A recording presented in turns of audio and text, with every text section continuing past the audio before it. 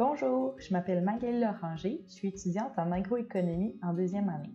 Je vous présente aujourd'hui une capsule sur la fabrication de la moulée à la ferme, spécialement la moulée de poulet à la meunerie Loranger qui se situe à Saint-Jean-de-Matheux.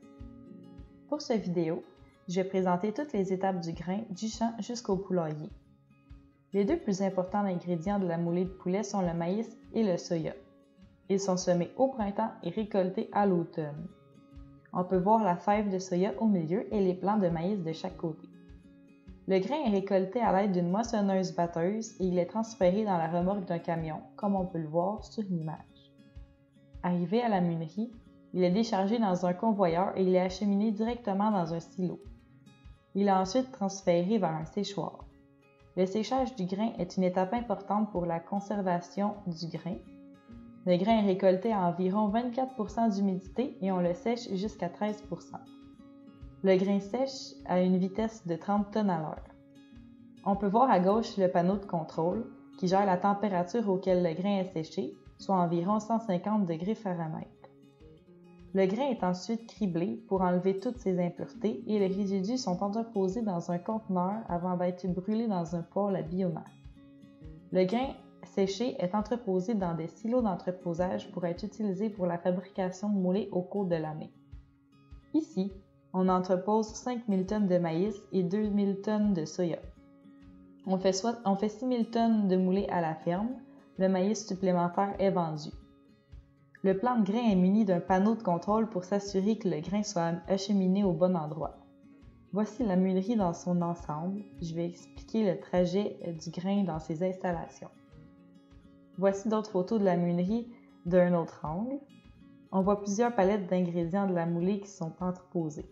Pour aller plus en détail dans la fabrication de la moulée, celle-ci se divise en 5 étapes principales, soit le passage du maïs dans la moulange, le passage du soya dans la machine à tourteau, l'étape du mélangeur, le silo de réserve et la soufflerie pour l'expédition à l'extérieur. Pour ce qui est de la première étape, le maïs passe dans la moulange à marteau pour être concassé en plus petits morceaux. C'est ici que le grain est concassé.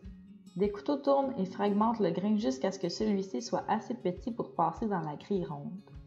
Il y a 3 types de grilles pour 3 grosseurs de maïs différentes. La grille avec les plus petits trous est utilisée pour la moulée des poussins puisqu'ils ne peuvent pas encore manger du grain grossier. Pour ce qui est du soya, il doit passer dans une machine à tourteau. Le grain est cuit pour retirer le facteur antinutritionnel de la fève, la toxine.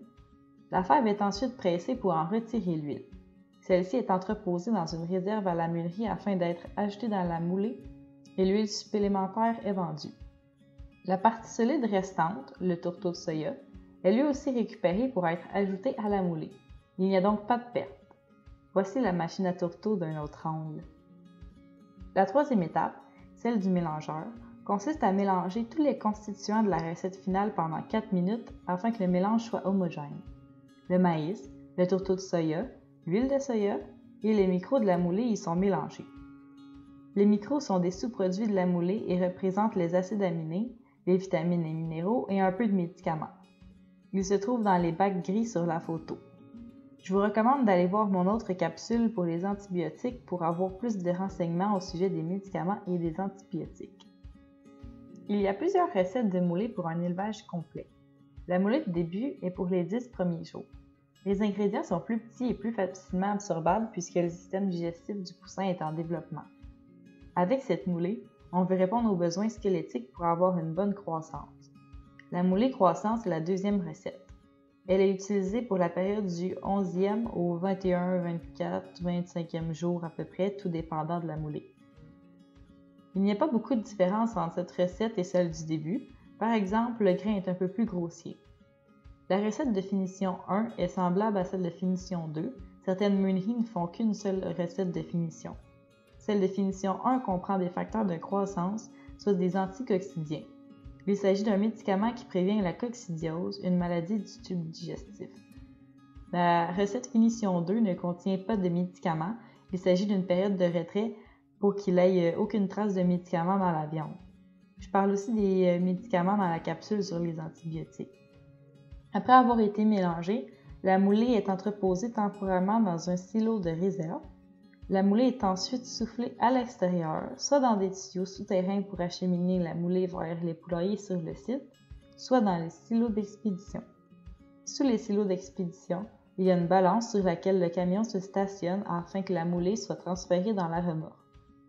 La meunerie est équipée d'un panneau de contrôle qui fait en sorte que la bonne quantité d'intrants se rende au mélangeur selon la recette.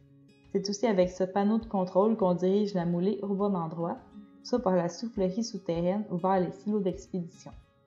La moulée peut ensuite être livrée au silo des poulaillers. Elle est soufflée de la remorque au silo. Avant l'arrivée des poussins, la moulée est disposée à plusieurs endroits afin qu'elle soit accessible facilement.